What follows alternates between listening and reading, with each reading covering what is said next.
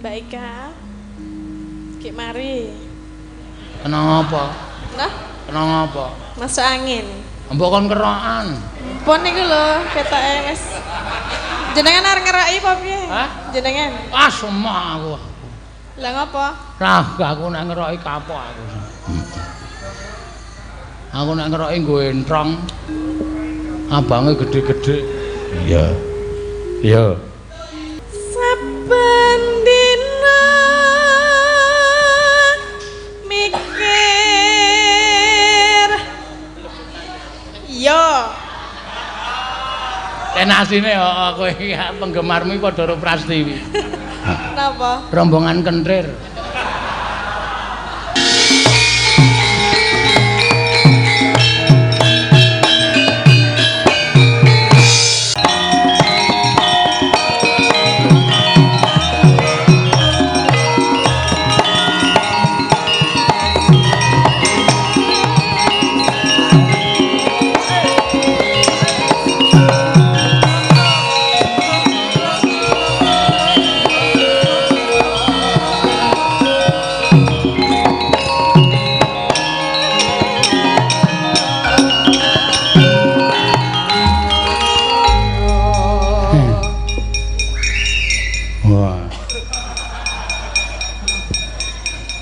Rumangsaku anggere muni gara-gara nek diringi srepek tirta kencana kok wah. Jala-jala ijo ngene weti tata. Ayo para kanca padha ura-ura sing penak sing tata. Padha sanga ndur-ndur. Jam senenge ra jamak-jamak. Matur sembah nuwun.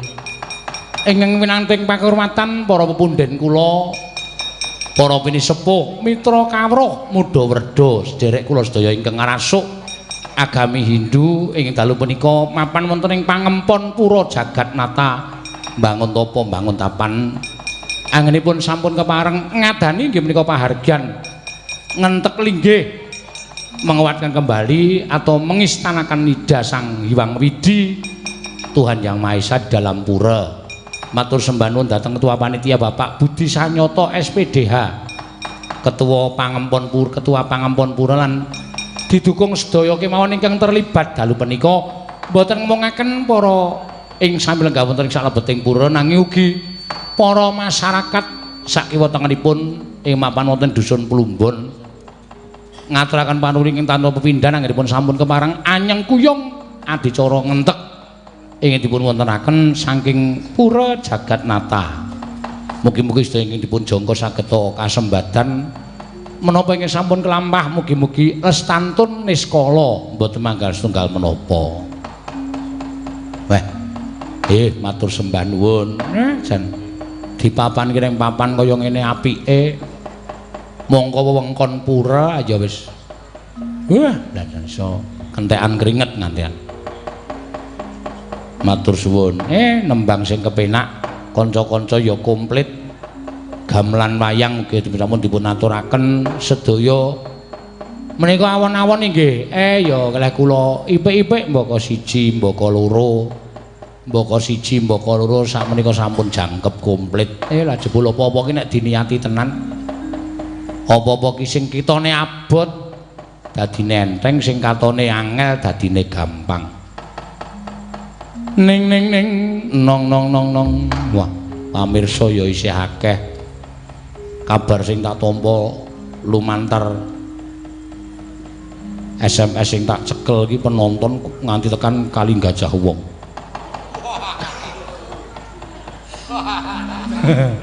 Aman ketok distrungokke ning mbung omah ketok woi duan. Wong saya do mangkel karo aku. Ning nong nembang sing kepenak. Ibu-ibu waranggane isih sumadya. Apa niki mau ya kenawala sing tak tampa. Mula ora wani tak waca sore mau mengko ndak aku lali meneh. Pendak-pendak iki tak waca engko ndak dadi gendra sing ora.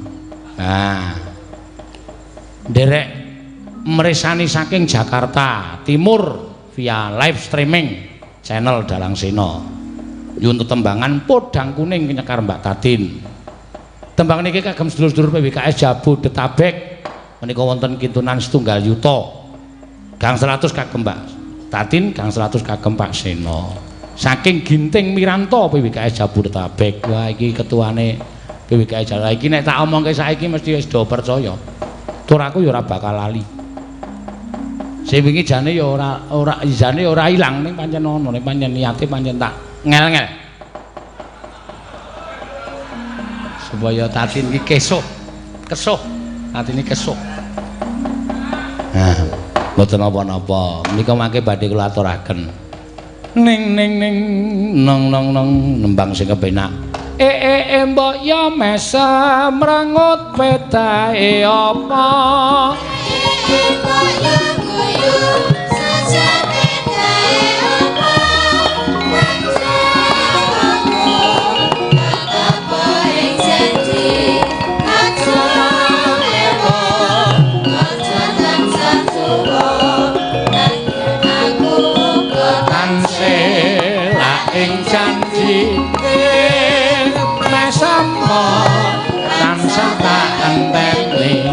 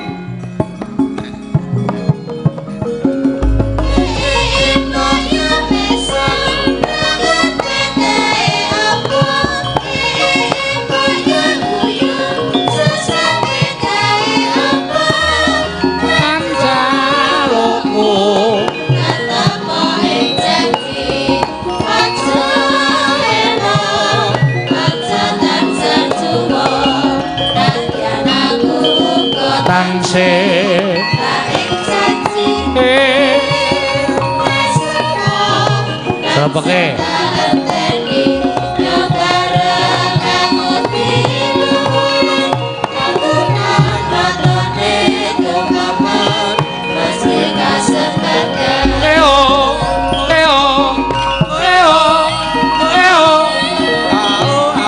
mesti dadak diselehke lho kuwi.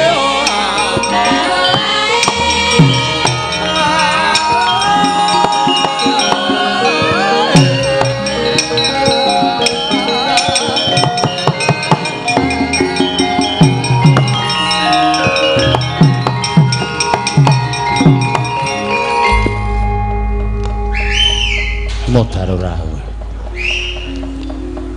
Ka ana bakul pasti nang kene lho. Ya ora kae iki kanang penggemar kok ya. Seneng reng sowan ana ing pura Jagatnata. Ha iya. Iki adicara ngentek. Mengiki nimbali karo awake dhewe karo rombongan truk waya. Sing baku dhewe iso ngaturake pasugatan kaya sing jumbo didhawuhake dening para bapak-bapak panitia ingkang dipandhekan dening Bapak Budi Sanyata SPDH Ketua Pangempon Pura. Iya ya ora dadi ngapa srawung karo para sedulur-sedulur sing ngrasa agama Hindu ya. Merga sing jeneng pelajaran utawa apa pasinaon bab agama iki jane ora ana bedane kok terus. Iya. Ya agama Nasraniya, agama Islam, agama Hindu, Buddha iki kabeh mengajarkan hal yang baik, mengajarkan hal yang pokoknya positif. Ha iya, ora ana kok jeneng agama kok ngajarke bab sing ora prayoga iki ora ana. Kabeh apik. Tur dasare ya kabeh kuwi apa jenenge iki dilindungi karo hukum negarane awake dhewe. Mula ya wajib diwenehi kalodhangan, dicaosi wektu, dicaosi kebebasan nggone manembah anut tata carane dhewe-dhewe. Pancen bener ngono ya, Gong. Ha iya. Menungso kok kalah karo manuk. Lho. Menungso kalah karo manuk piye? Mula nek nganti do congkrah bab agama kuwi jane ora apik. Ya. Mergo kabeh iki duwe duwe cara dhewe-dhewe ora saling menyalahkan, ora saling ngelek-elek. Ha iya, sing bener ya ngono kuwi. Ha iya. Mula awake dhewe melu mangayu bagya tasakuran utawa syukuran ya ana ing pura jagat nata bangun tapa bangun tapan kene pangempon pura kene ya sing wis kepareng nimbali karo awake dhewe sak rombongan truk ya matur sembah nuwun. Wis kepareng isane bulan-bulan yang agak sepi. Ha iya. Januari, Februari dina utawa sasi-sasi sepi. Ning ya alhamdulillah awak dhewe tetep isih diparengke rejeki sing akeh saka sing gawe urip. Heeh. Mula wajib nguncupake asta atur panuwun karo para dewa. Ya sing bener ngono, Gong. Heeh. Aja lali jroning seneng ngrasake rejeki. Ning sebagian rejeki iki pancen ya kudu diwenehke karo sing butuhake. Ha iya, wah pinter. Aku gumantung nggon-nggonan kok, Tru. Heeh. Aku nek nggon pura niki papan panembahan iki Bagonge ya cerdas. Ha iya. Beda nek karo nang lapangan. Ha iya. Ngono ya, Gong. Heeh. Ayo, tetembangan sing kepenak ngaturake lelagon-lelagon sing guru iso diaturake sore mau. Ya. Ning ya aja lali to, gandeng kene iki ya duwe grup karawitan. Aja nganti awake dhewe dirasani karawitan kok ming gedombleng ora karo-karuan ming iso ngetokke lagu-lagu sing bangsa lali janjine gubuk asmara, tembang kangen, podang kuning, emprit lan sak piturute. Kowe karo aku kudu ngaturake sing klasik. Ya.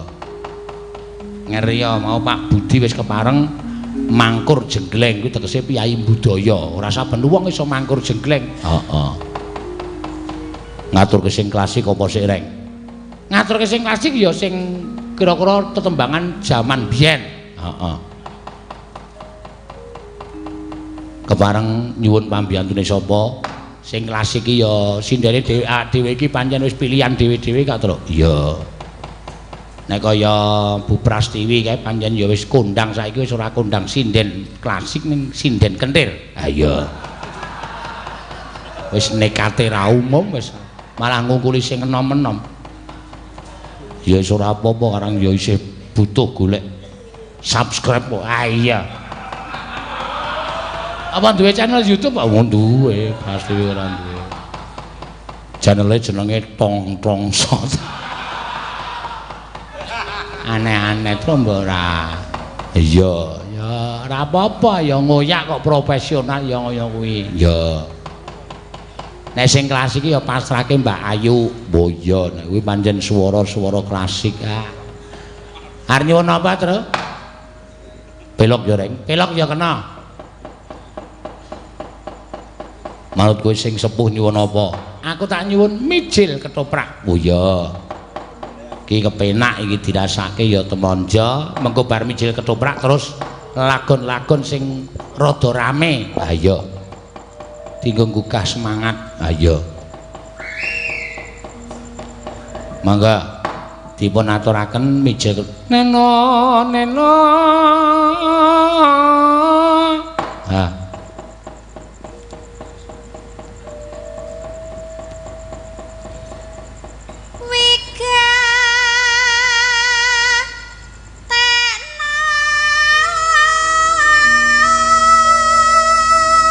Ayo kironge piye ayo. Corleng.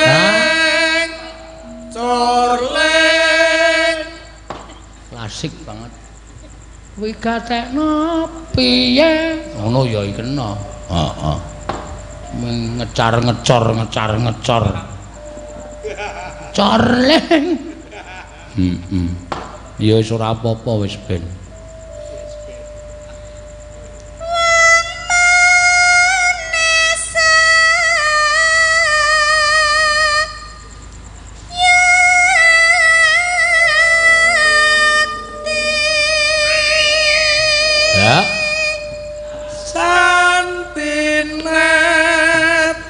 Santinet ki manis tenan.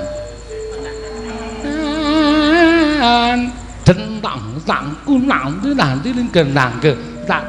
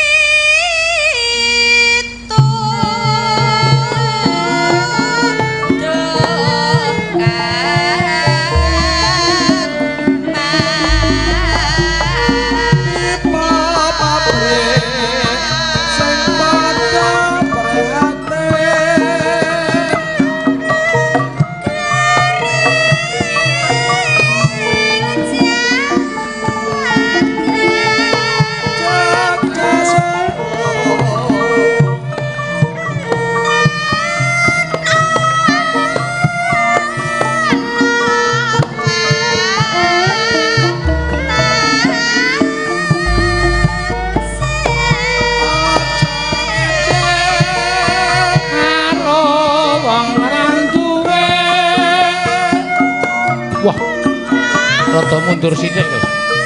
Seru tenan tenan.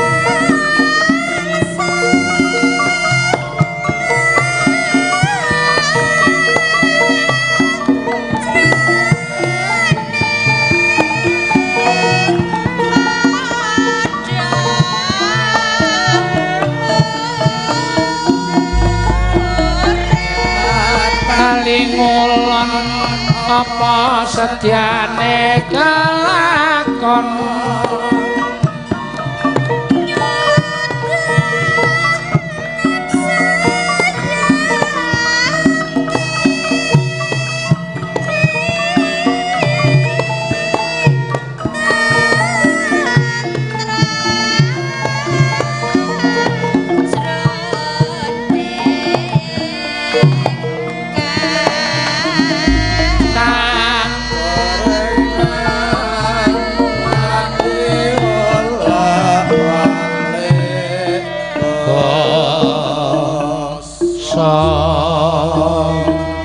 wis rek dirangkepke ayo aku nek ora dirangkep rasane eno neno cakepane padha ya ora apa-apa eno neno neno santinetan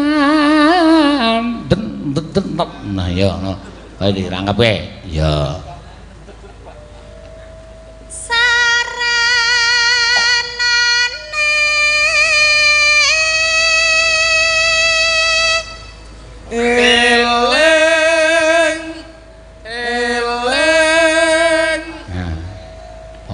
bar ngecor terus eling iya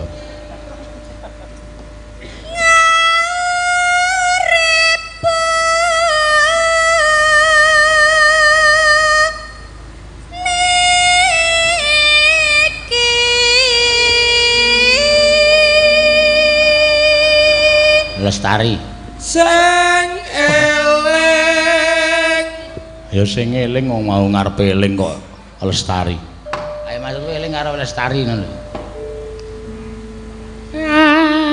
ano mangga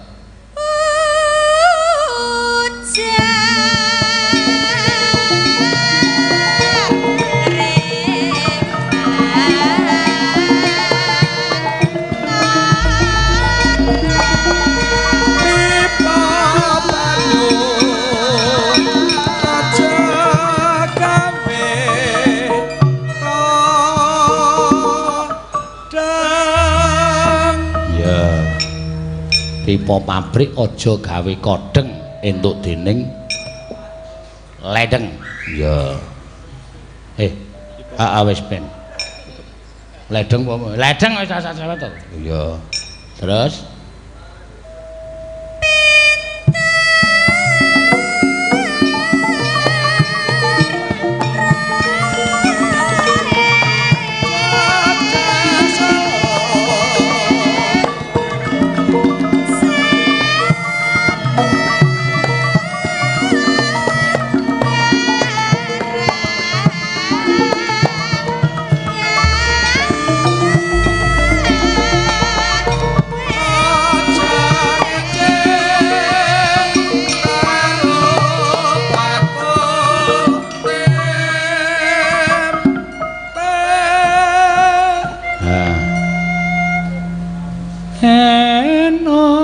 monggo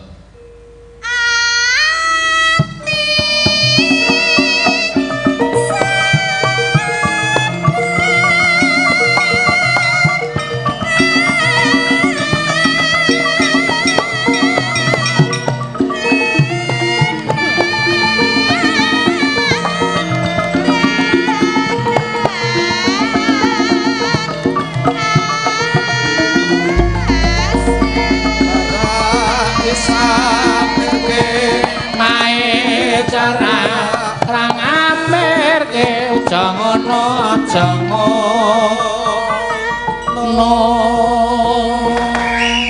wah enak nek kala menjinge katut metu mingan iya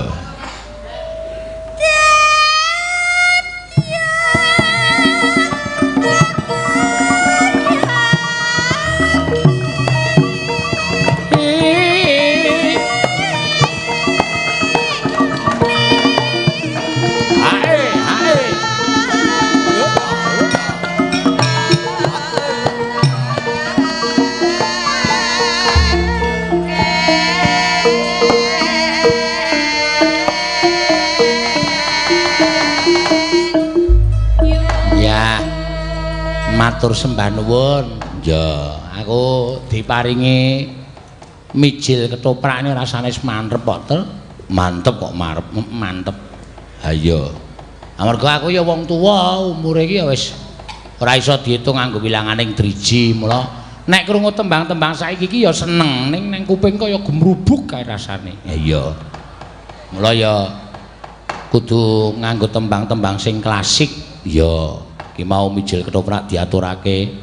Wis iso nggo tamba kesel, iso nggo tamba apa jenenge iki lungkrah. Ha iya. Karo nawala-nawala sing urung iso diaturake tok waca meneh, Truk. Mbok menawa ana sing kliwatan kok dadi gelo penggalihe isih ana rek. Ya nek sing nyuwun lagu Podang Kuning. Podang Kuning, Podang Kuning. Pancen niyate ora tak entekke nang nggon limbukan ning ya diturahke nang nggon goro-goro. Apik ngono dadi ora mung waton bibiyuk kabeh nggon limbukan. Ha iya. Nggon goro-goro ya diturahi men ora kentekan lelagon. Ha iya. Podang Kuning sing kepareng nyekar iki saka paguyuban ibu-ibu mbangun tapan PPJB. Oh. Request Podang Kuning sindene Mbak Tatin. Oh iya. Arang yo lagi dadi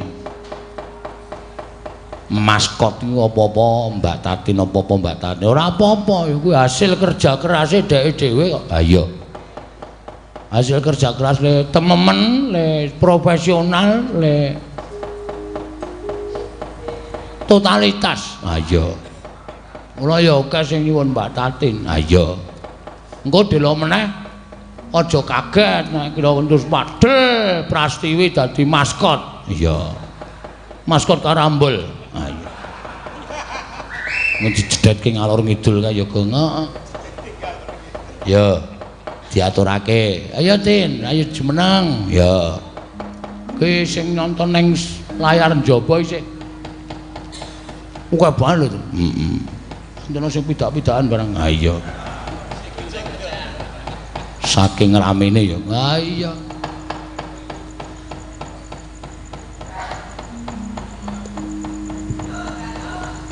Engko sikik kok. Kurang dibawani barang kok wis dados. Ya nya, amplope. Ya. Amplop tok. Ora tak wawahi kowe ora usah melang wis. Amplop tok. Wah, mbok didemek sik to Tin ora. Nggih. Ya kuwi jerone isih taklim barang. Heeh. Kok nek mbok menawa kertas nggih. Ora ya dhuwit kok ya. Sing transfer enten mboten? Ana 500 mau wis tak omongke. Sakniki diomongke. Ha iki wis tak waca kok mau. Heeh. Terus ditalangi sik ora? Ha iki rungono tandane ditransfer ya aku nek mung nulang-nelengi suwe-suwe jebol talange. Heeh. Oh wis kok, wis ana. Tanda transfer wis ana. Ya. Ora apa-apa, masuk ning rekeningku. Engko tak talangi engko ning tembange ora kuwi. Oh Podang Kuning iki yoan. Bajigur kok. Heeh. Cilaka tenan. 100. Heeh. Ro lu pat mo. Ya. Oke. Matur nuwun nggih. Saking sinten niki, Bang? Saka Pak Ginting PWKS Jabodetabek. Nggih, matur nuwun Pak Ginting, mugi berkah sedayanipun. Heeh. Ya. Ya dibawani Podang Kuning piyai loro saka PPJB paguyuban PPIJB ibu-ibu saka kene. Heeh. Oh iki lali janjine mau tak Ika iki nya. Dikake, Mbak. Nggih. Heeh, wis disuli Ika. Ya. Mbak Ika. Ki mari. Kenang apa? Nah, Kenang apa? masuk angin. Mbok kon kerokan. Pun niku lho, ketoke wis. Jenengan arep ngeroki apa piye? Hah? Jenengan. Ah semua aku. Lah ngapa? Lah aku nek ngeroki kapok aku. Aku nek ngeroki nggo entrong. Abange gede-gede. Iya. Iya.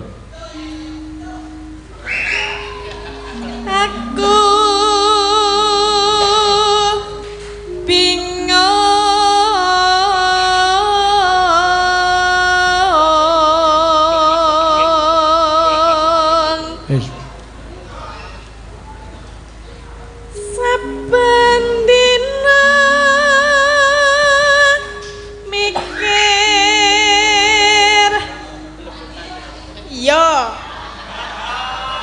Tenasine kok kowe iki penggemarmu iki padha karo Prastiwi. Napa? Rombongan kentir.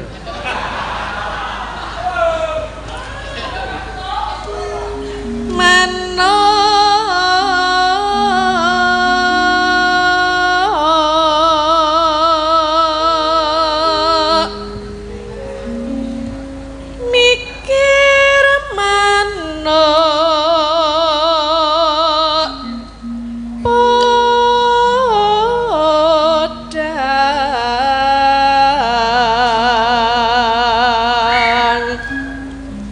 agawe kreketing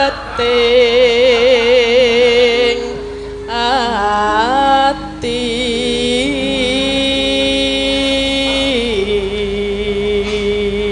Nah aku awulu ngono kae mbangane sing ana wega ngono isruh pikirane. Iya. Nora mendo sun pikatbu lute bendo.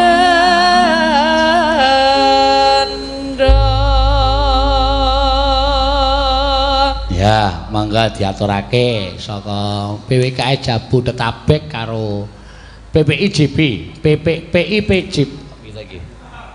Angel tenane singkatane iki le nulis. Ya wis ora apa-apa. Mangga. Esuk awan neng omah. Mangga, ya. Esuk awan ning omah wis ora kesah.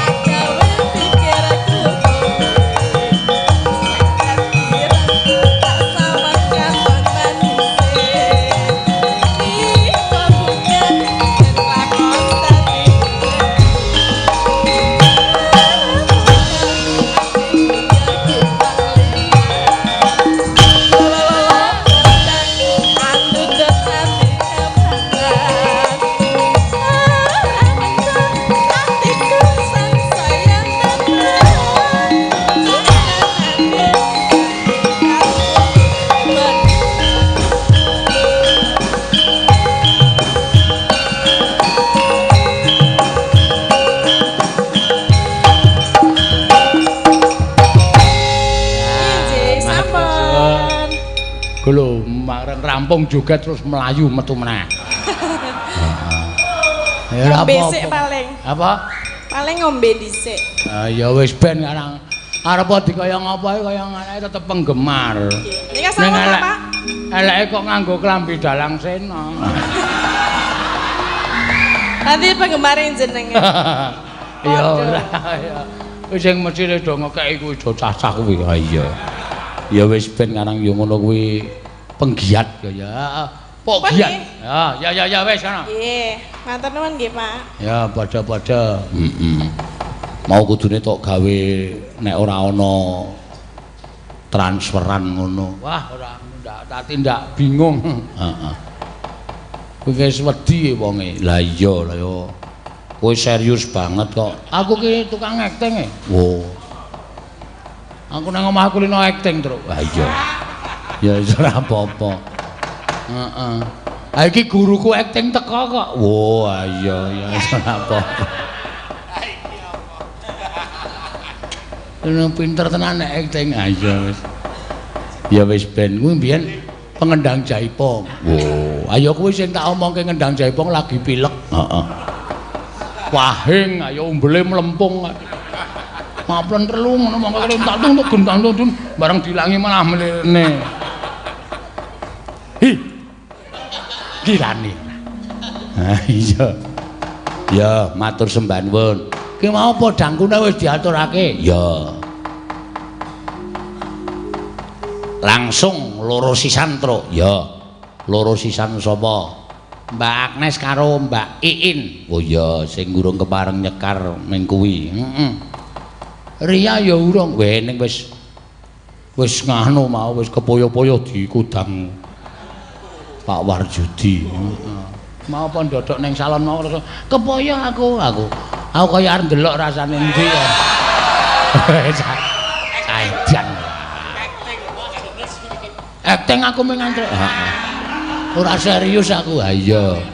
Ayo monggo. Mbak Agnes karo kayu ngandan karo Iin. Heeh.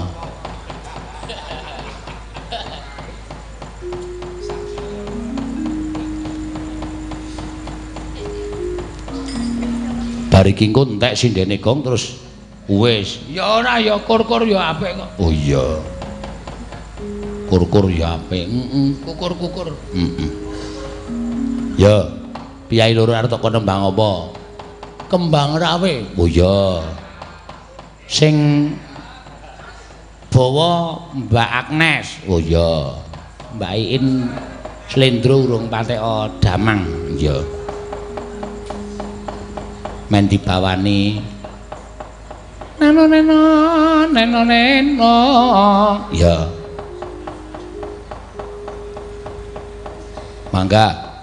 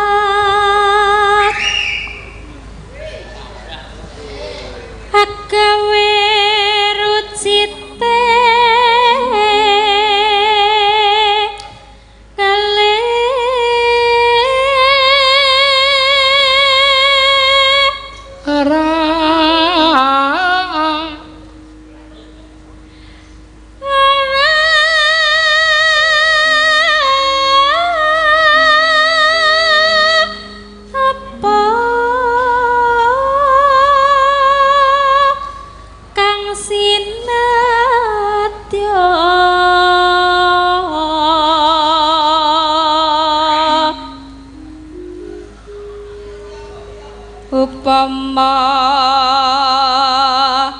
munduta rukmi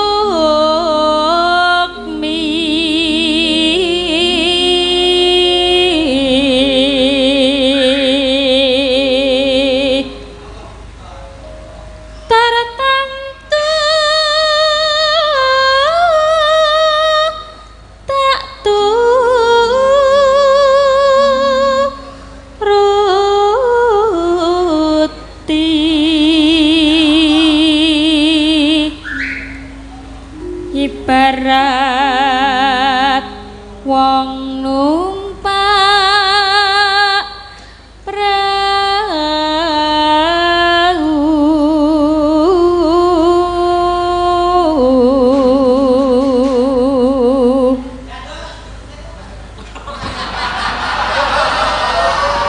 Aku ngerti kowe, Truk. Ayo apal kok. lumampah tanpa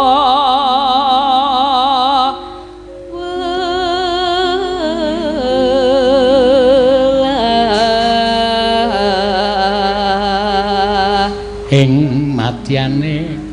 Ing matyane cala niti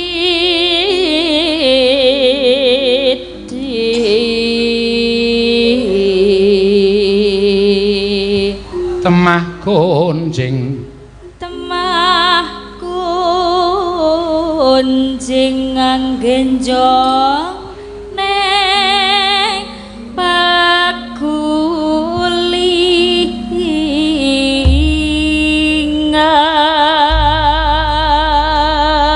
ya mangga dipunaturaken ya.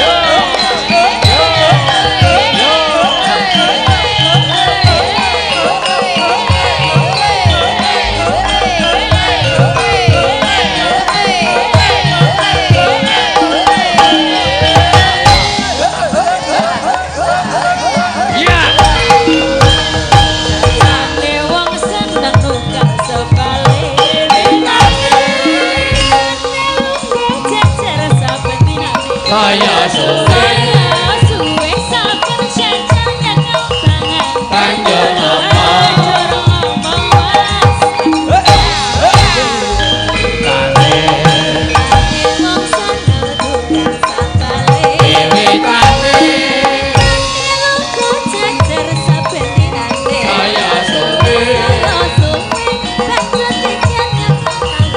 banjur ngomong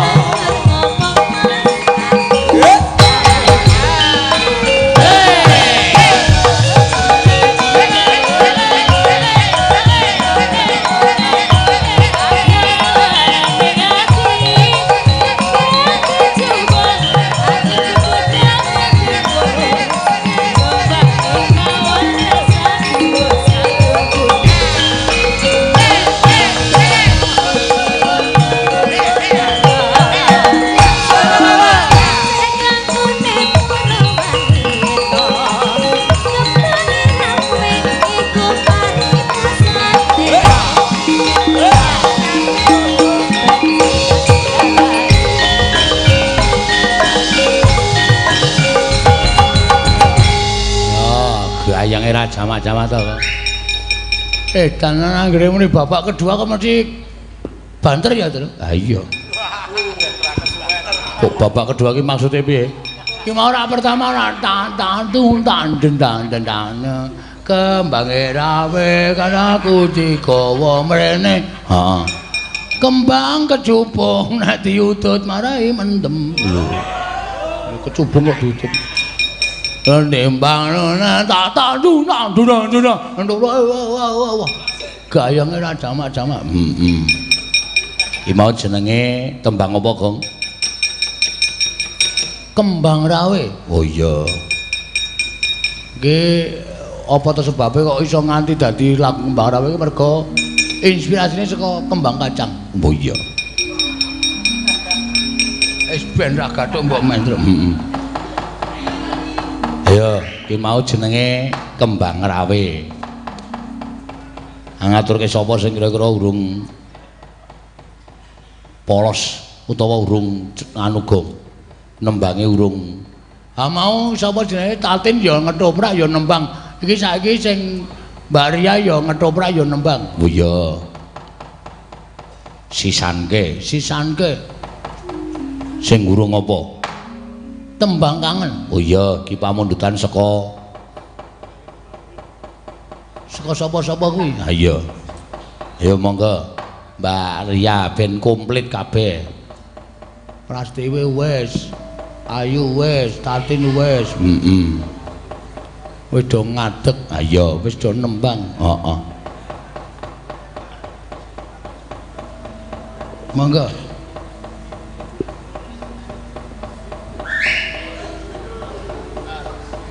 Iki jane iki ngefan ro sapa to? Kok sapa-sapa disiwit?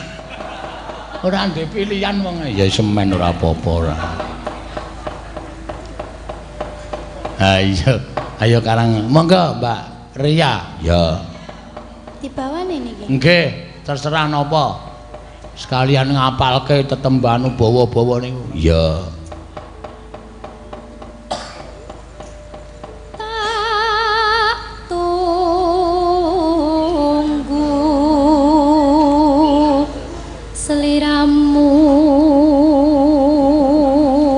Bungke siap-siap lho Bungke.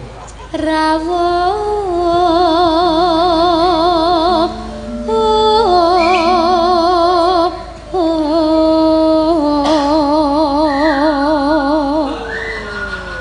lho. Aja kutut manggung kok wis. Ya wis men to Gong aja tok penging wis ben ngene. Jambang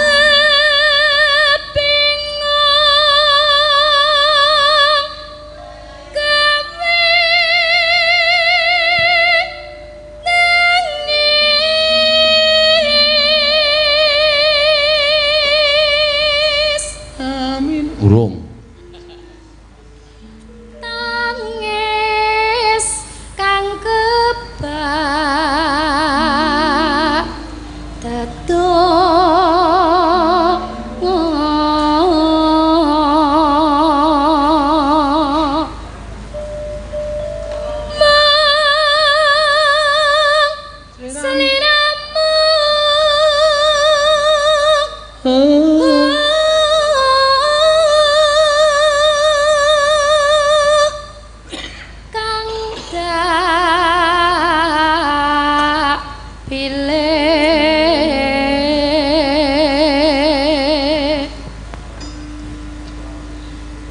pilih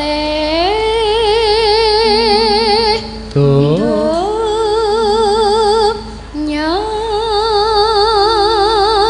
mengenake kok nyo ne le nampani yo ne akhirat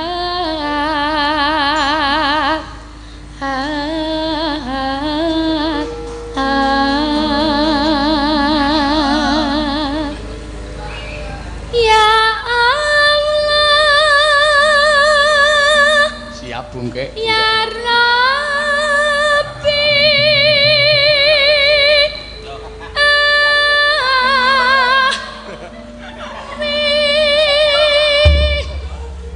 wis gak besake go mulih Pot kondangan.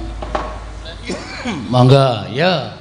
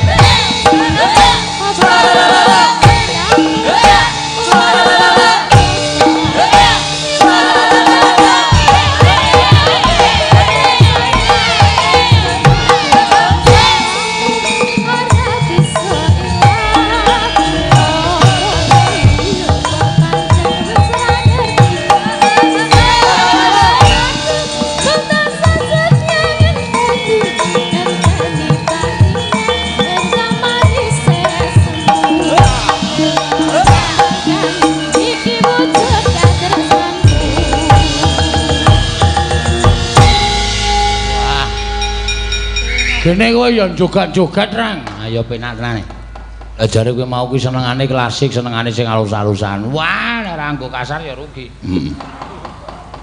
Kalau entang tuh kentang, kurku suara kendang ki rasane kok kaya awake pengen obah terus. Wo. Tenan aku anggere mriki suara kendang ki.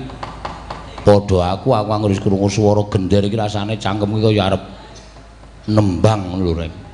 Wah iya ta? Iya. Arang ya wis budaya lahir batine kaya padha aku. Aku nek krungu swara wong mususi kaya arep ngemplok. Lagi dipususi kok arep dimplok pisan. Selak kesusu selak kepengin banget rasane. Ha iya. Yo. Keripik gedang keripik telo sithik edang waton rata. Ndara Janaka ngampiri bapak arep tindak menyang endi? Ayo diderekake sajahe kok wigati reng. Ayah. Yo ditutke gong yo. Yo. Janeng yaning nalaka kati langit ing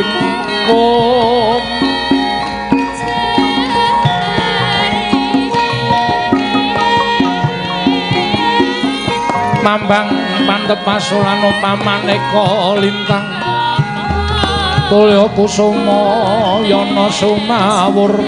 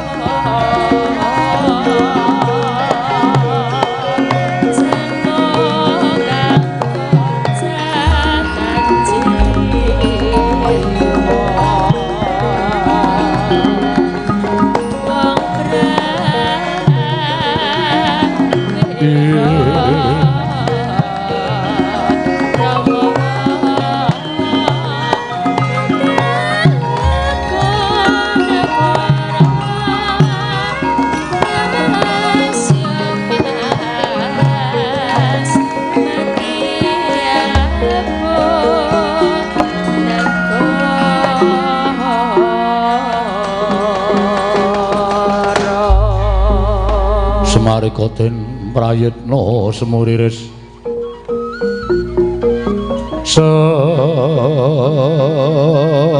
semuriris eko balik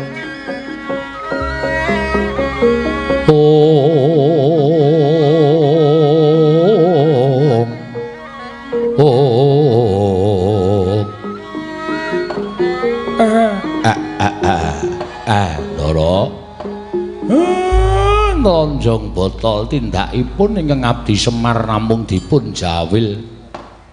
Anak-anak kula wis rampung ngene sami gegojekan, Den. Ajeng tindak pundi wigatosipun menapa, Kakang Semar? Kula ngemban dawuh timbalaning Kanjeng Koko Prabu Ndorowati. Dina samengko Arjuna ki nan munggah ana ing Kayewangan. Sowan manik moyo? Ya pancen mengkono Kakang. Lah wigatine napa Gus? Supaya nyuwun ngampil Gandhik Malilawatu Cani sarta gilingan mas ingkang nalika semana kagunganing Sinuwun Prabu Arjuna Sasrabawa ingkang pinulung ana ing Kayewangan.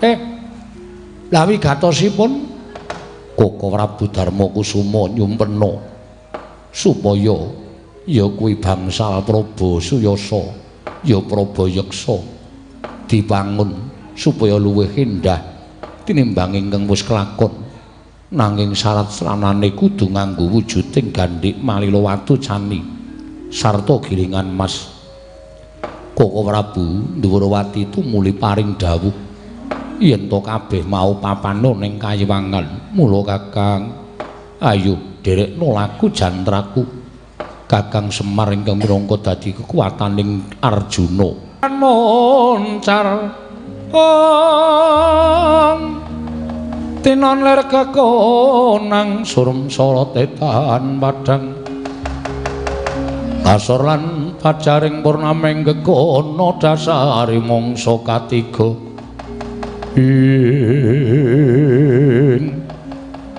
ngoten to Ndara ya pancen mengkono nggih mengke-mengke nek kira-kira Manik Maya ora maringi ngambil Gandhik Malila Watu Cali sartane gilingan Mas. Sampeyan mangomong kali kula. Mangendika kali kula, kula uleng-uleng Manik Maya. Ya Kakang Rayantaka. Semare koten prayitna semuriris.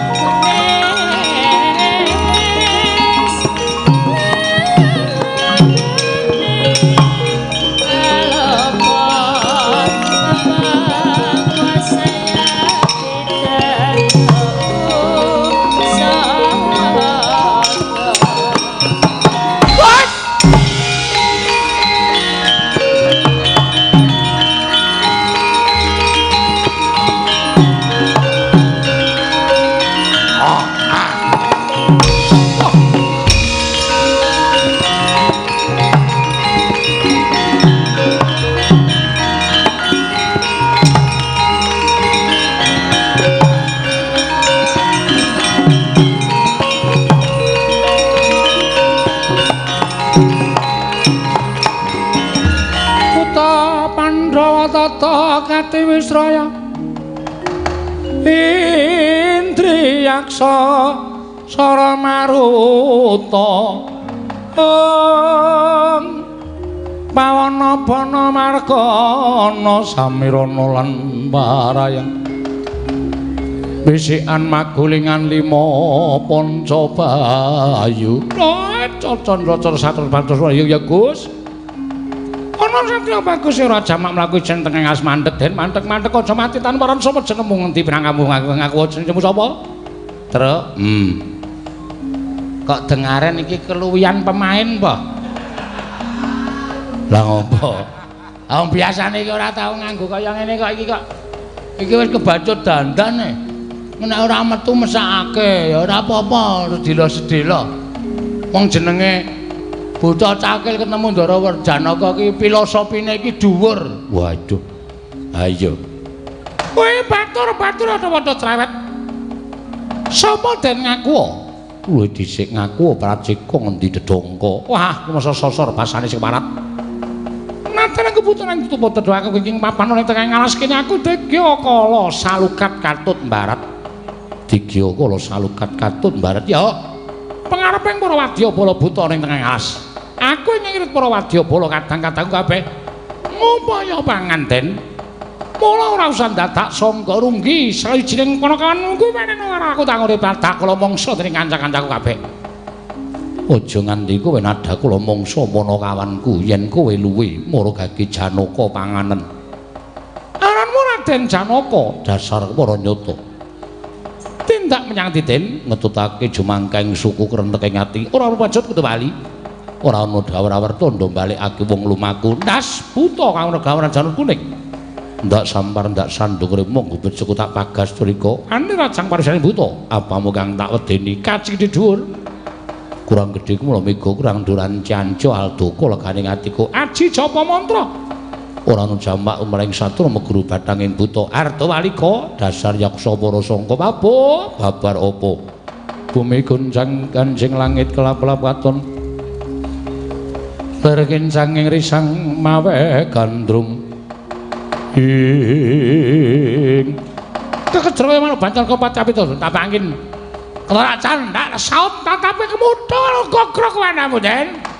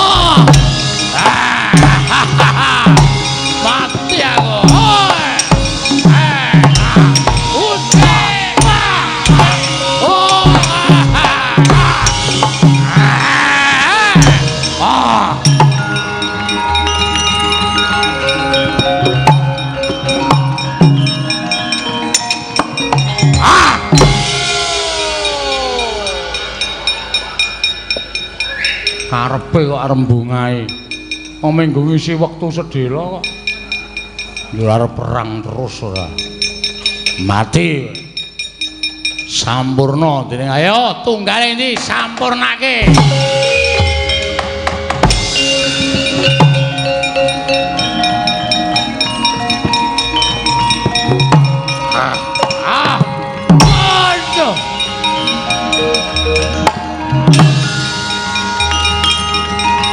Terus.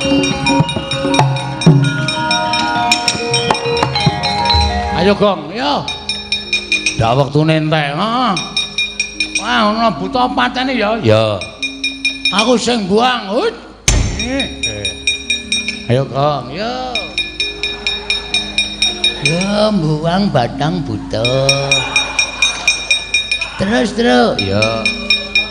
Pokoke anggere ning buta kepruk mati langsung tok buang lho kok ndak badange ngambon-amboni. Heeh. Waduh. Ayo Le. Siap. Wes pokoke. Tindake terus ya.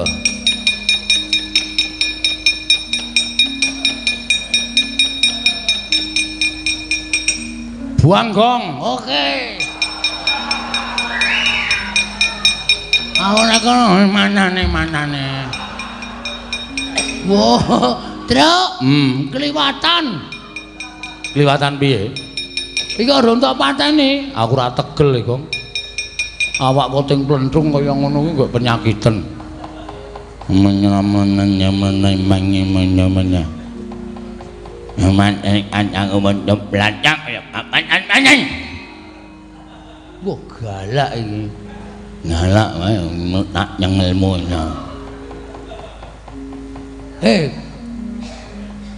Anakmu ilang ora? Nah ini apa?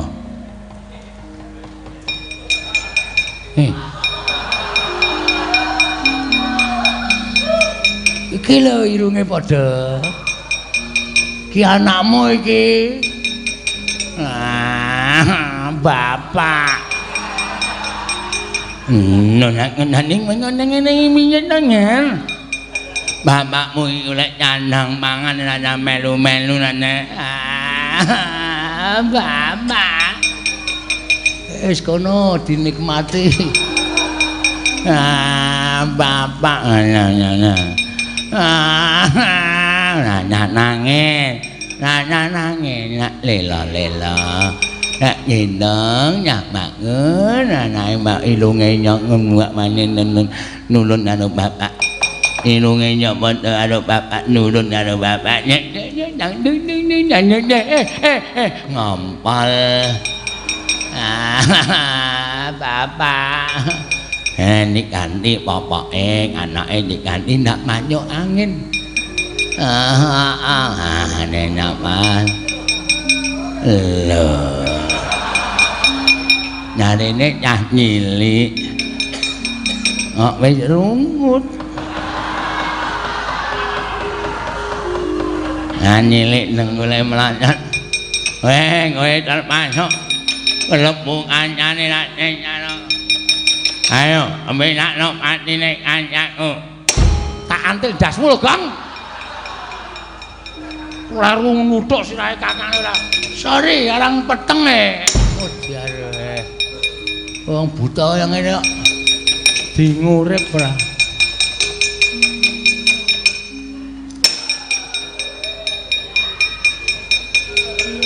Wah, Truk. Golek Edi. Hah? Golek sapa? Golek Edi. Kapan jelajah ke televisi lagi? Aku coba lihat ke sini. Aku lihat. Geleleng saiki wis. Mukti aku sini. Wis pane nganggo mobil barang wis saiki. Aku coba sini. Cuma bojone tukang paes. Oh ya mengusung-usung ta kowe mengan. Gak bakal aja ketewe. Kene. Saiki kuthuk kowe bar konangan.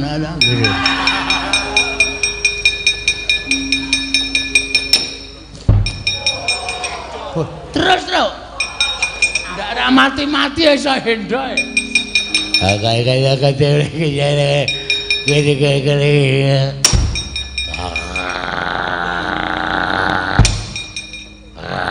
Kong, ora apa-apa Le. Goleki kelemane. Nek sirahe ketoke atos ki wong ndase mengkilap kaya ngono.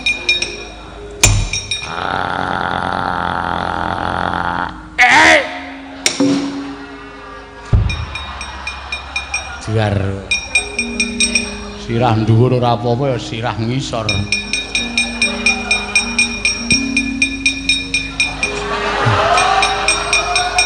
Dian Petruk iki mung dingangah ponggene.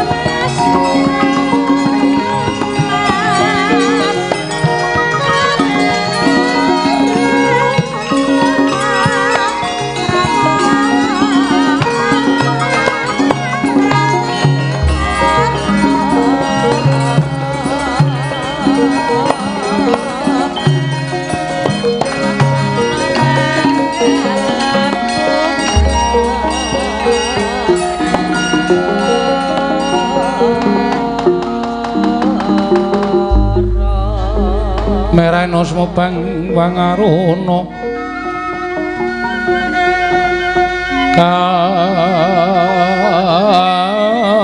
kadinetraning uga rapuh sataning kokila rengkanikara saketer om kene donga engkong lir wowo sing pene panca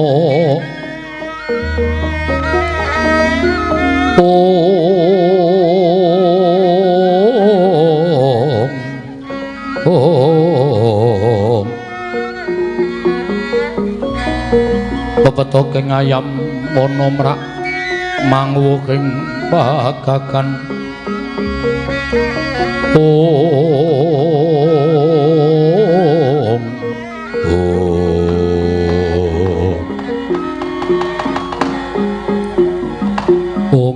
Pangestu Rama Sidam karing bawuna langgeng.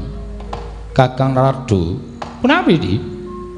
Menika sowanipun Arjuna adamel kaget raos sing manahipun ingkang rayipun Manikmaya. Saha damel gara-garaning kayiwangan Kakang Narada. Menapa wigatosipun dene panengah sowan wonten ing kayiwangan? Nah, nangka mriki kula aturane ambel nimbali. Menapa wigatosipun dene Janaka sowan ngabiyantara kersa Padukadi Pramesti? Kakang Narada lenggah ingkang langkung sekeca. Inggih ngestaken dawuh. Arjuna wonten paring dawuh pukulun. Padha kanthi harja saprapta kita tansah ningkaning kawidadan niring sambikala. Kepareng kula ngaturaken sembah sumengkeming pangabekti kula kunju. Ya Janaka lun tampa karya bombong tiasulun ora liwat pangestu lun tampanana kula pundi nggo jimat paripih dayanana ing kasentosan. Apa to kang dadi wigatine dene jeneng kita ngabiyantara ning ngarsa ulun. Mula diake matura ingkang tetela Arjuna pukulun. Wale-wale menapa? Sowanipun ingkang wayahipun Arjuna dinuta dening Kanjeng Kaka Prabu Puntadewa. Ing ngriklen gansah mangke pedhut badhe inggih menika ambangun bangsal Prabasuyasa inggih Prabayeksa. Tilaranipun sawarga utawi tilaranipun Alindring Ngamarta duinguni Prabu Jim Yudhistira. Jumbo kan ngendikanipun Sinuwun Prabu Puntadewa. Syarat sroning kedah linampahan mboten sanes kejawi namung kedah wontenipun gandhik malila watu cani miwah gilingan emas ingkang sakmangke mapan wonten ing Kayiwangan Suralaya. Mugi keparenga suka lilaning penggalih paduka pukulun Sang Hyang Jagat Girinata amaring ana ngampil wujuding gandhik malila watu cani miwah gilingan emas pukulun. Menggah menika ingkang dados sedyanipun ingkang wayahipun Arjuna sowan ngabiyantara Riwangadi pukulun Manikmaya pukulun. Kalugan laku ning lekas Lokita linuting kidung kadung kadereng ngomong memangun mana rahayu-hayu ana tanah golong ing Arjuna. Teka kumawani nyuwun ngampil kagunganing kadewatan kalaran gandhik malila watu cani sarta gilingan emas. Ya bener yen to gilingan emas ingkang sekawit kagunganing Nalindra Prabu Arjuna Sastra nanging wis pinulung kundur marang Kayiwangan. Mbuya ana jamak lumaring ngatasé titah swantah teka wani nyuwun ngampil uba rampe ning Kayiwangan. Gandhik malila watu cani sartaning giling emas. Kuwi kabeh wis mapan ana ing Suralaya ora bakal ulun matedhakake wujuding gandhik malila sartane gilingan emas marang negara Ngamarta. Nadyan kanthi pitukon uriping para Pandhawa sayekti ora bakal ulun parengake yen to kudu tumurun ana ing Madyapada Janaka.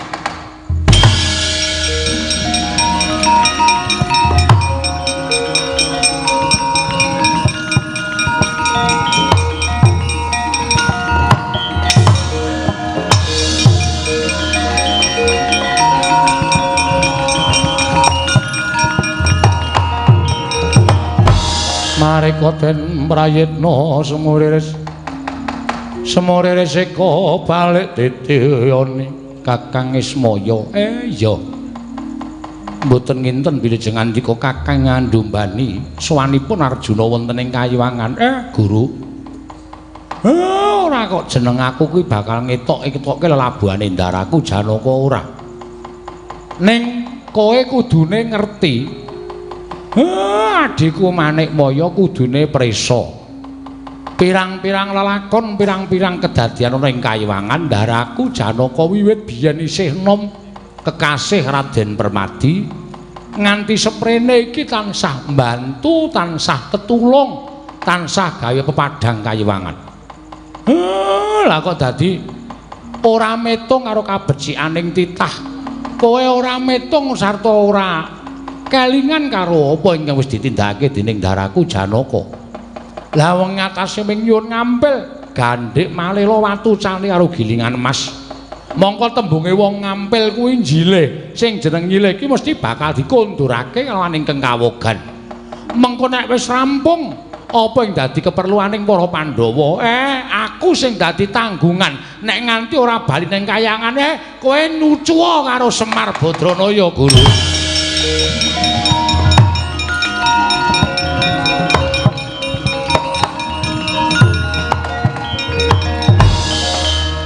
Kakang Ismaya mekaten. Iya. Menawi tetelo mekaten, Kakang Semar sedaya kalepatan kula nyuwun mangapunten. Arjuna kula wonten paring adhawuh. Baliya marang negara Ngamarta. Sarana cipta gandhik Malilawatu cani sartane gilingan emas bakal ulun tedhakake ning negara Ngamarta. Matur sembah sewu nuwun tanpa pindhan punggung.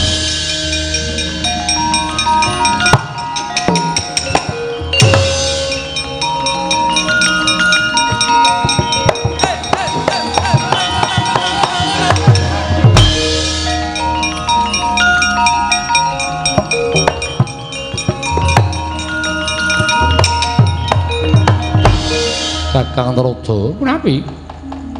Mboten kinten menawi sawanipun Arjuna dipun ombyong dening Kakang Ismaya. Mula kedah ngatos-atos. Janaka niku mboten ate pisah kaliyan Kakang Semar. Inggih. Menawi kula mekaten leres tembungipun Kyai Semar. Tembungipun Janaka ingkang munjo atur ngersanipun ingkang rayi mawi tembung ngampil. Ateges sak mangke badhe kakunduraken wonten ing kayangan. Mestinipun mekaten. Kakang Narada kula aturi ngawat-awati lampahing gandhik Malila sarta gilingan emas. Nggih, ngestaken dawuh.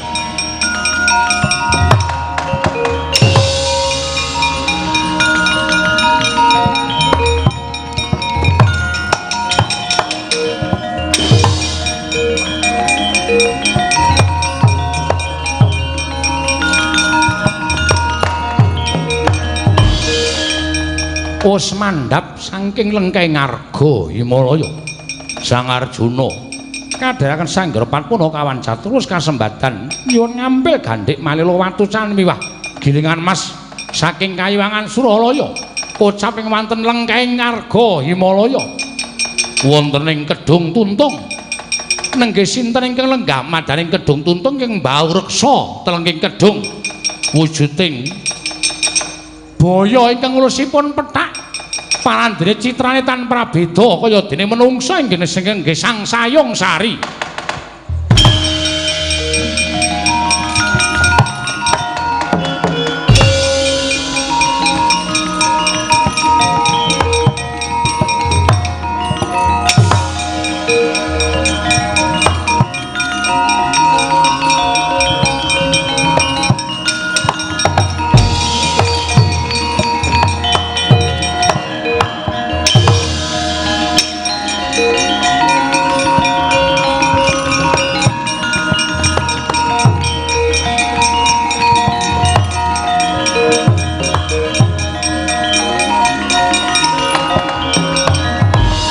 Manggahangkro sesumbar lindhu bumi kunjing gumaludhuk guntur kertup weladal laku dadi lakon ingkang aneh-aneh ing atase aku kuwi ingkang Mbau Reksa Kedung Tuntung papanku ning dasaring kedung lha kok iki ana menungsa ngambah telenging banyu tanpa beda ning dedharatan sapa nyuwun pangapunten menawi paduka Sang Sayong Sari dangu kalian kula menika satru ing jangkar bumi.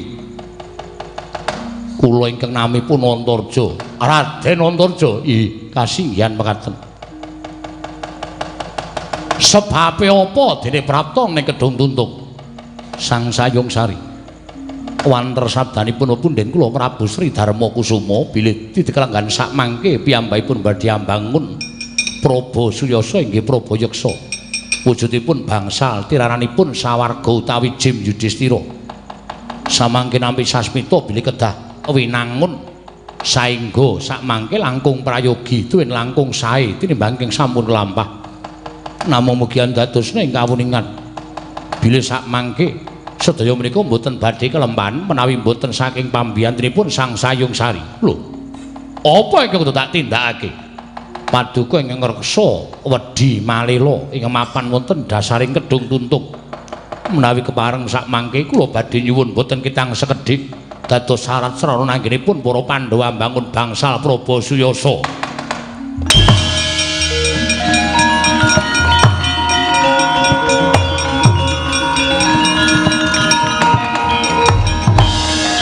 Jagat Dewa Bathara ya jagat pangestunggur. Raden Antarja wonten timbalan ing Adau. Puluhan taun nganti mangabad-abad nggonku lengguh ana ing Kedung Tuntung. Ngreksa wedi malila ing mapan ana ing dasaring Kedung Tuntung. Ora ana menungsa siji wae ingkang wani nyuwun luwih-luwih ngampil wujuding Kedung Tuntung. Wedi malila ing mapan ana ing dasaring Kedung Tuntung kene. Lah kok dadi kowe wani bakal nyuwun wujuding wedi malila. Ndak paringake wedi malila boyongan marang negara Ngamarta. Tlikungen sayung sari kene marganing pati muparat.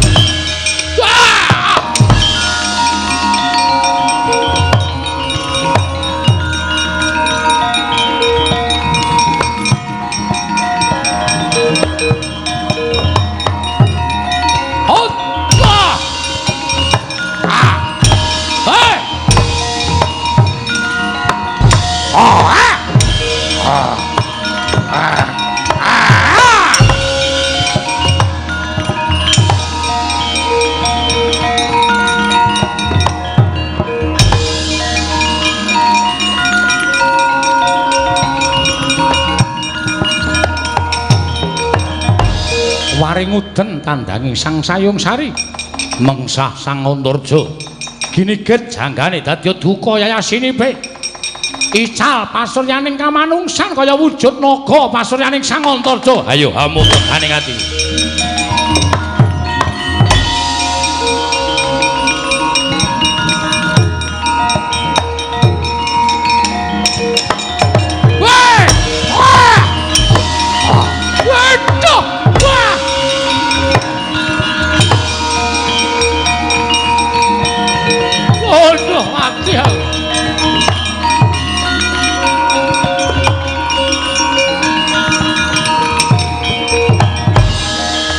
Waduh Raden.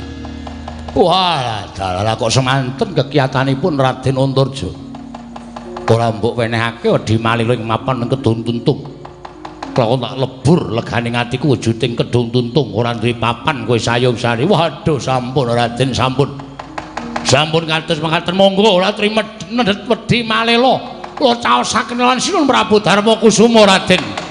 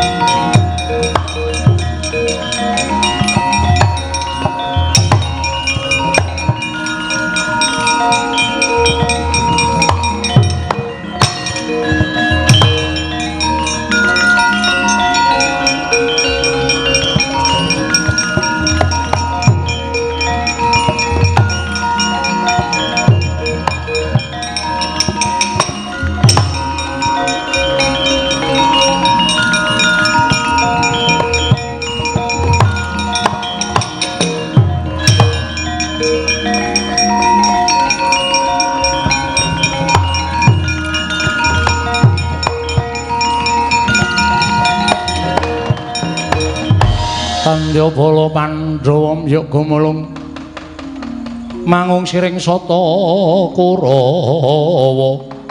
Yayi sangyaning para kadang sampun kepareng sowan Koko Rabu kula badhe andangu dhateng kadang kula Werkudara Arjuna tuwin anak kula Antarja menika langkung kasinggihan Dimas Werkudara. Nggih. Piye nggone si Adi ngupaya kayu jati pelet deket sembur sowan kelawan Kadangira ya kuwi Kakang Gajah Setu Bondo. Handuk pamujimu wis tak papanake ana ing alun-alun. Nadyan gedene ora umum wujuding wit utawa reksa. Nanging awit pamujimu saha pangestune barep kakangku kabeh wis tak boyong. Syukur Yayi ento kaya mengkono. Janaka piye kabari? Nggonmu ndak utus sowan marang Kayiwangan. Gandhik Malila Watucani miwah Gilingan Emas. Samangke badhe dipun aturaken wonten negari Ngamarta dening Iwang Pikulun Jagat Girinata. Mengkono Dimas Koko Prabu Kasinggihan. Antarja kepiye mungga wujuding Wedi Malila ing mapan ana ing Kedung Tuntung. Nggih, Wa Prabu. Nadyan kedah sarwana kula ngawonaken kridanipun ingkang tenggo Kedung Tuntung nggih menika wujudipun perjineman Sayung Sari. Nanging saged kula boyong wonten negari Ngamarta. Koko Prabu ngaturaken panuwun ingkang tanpa pepindhan dene sak mangke badhe kasembadan Pandhawa mangun bangsal Praba Suyasa Koko Prabu.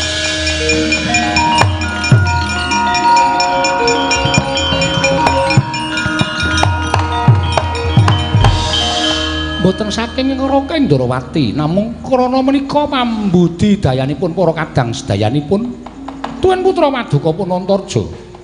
Koko Prabu ngemekaten kula nedya miwiti ambangun bangsal Praba Suyasa inggih bangsal Praba Yeksa menika langkung prayogi.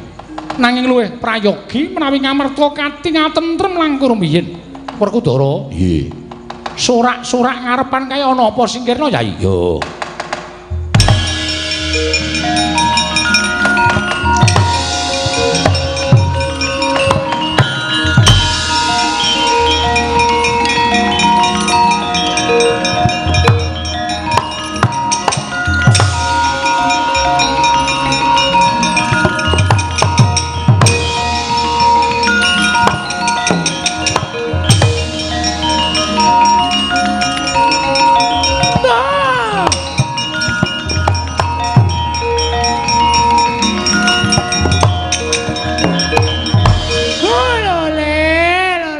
Gandil butute kisa.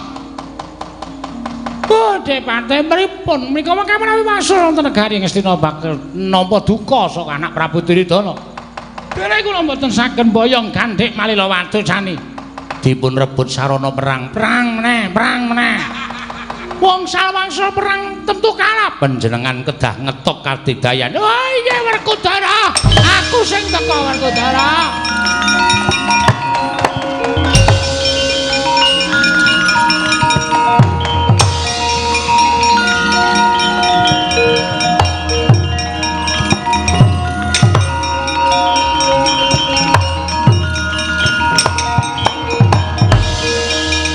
Bapakku, kowe mau banting aku to? Wah, mau saiki. Aja ngrembug perkara mau. Ayo, Gandhik Malila Watucani tak jaluk. Dinggo srana nyirep kebluk enumamun ing Raja Ngastina. Ora mbok menehake tak amuk tenan anak-anakku Pandhawa. Guntur menyang Sukalima.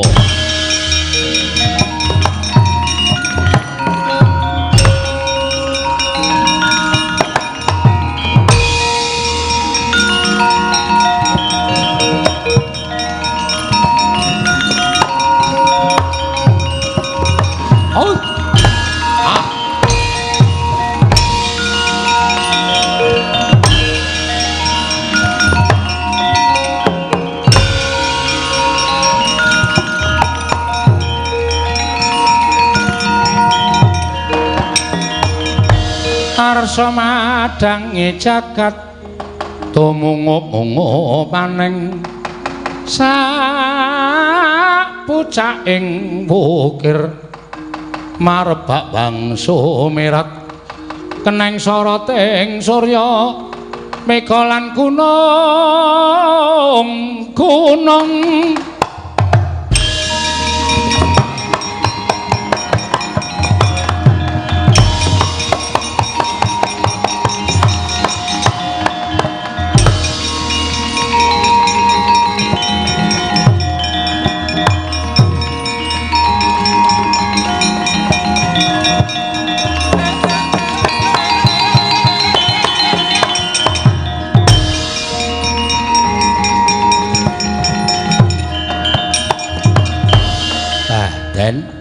sedaya pun rampit pun komplit. Kayu jati pelet deket sembur Wedi Malila Gandhik Watucani Gilingan Mas pun sumadya teng negara Ngamarta. Ngestu padha kalawan sing peparing Prabu Yudhistira Jim ingkang sami lenggah wonten negari Indraprastha nalika semanten sampun ngantos gela penggalipun monggo. Sing tetinggal ya ora gela, sing ditinggali ya iso ngrumat menika langkung prayogi. Ya Semar. Purnaning gati Sura Sudira Jayane kang ratsuwa brasa tapi kula Darmastuti rahayu sami makarya rahayu samya pinanggih.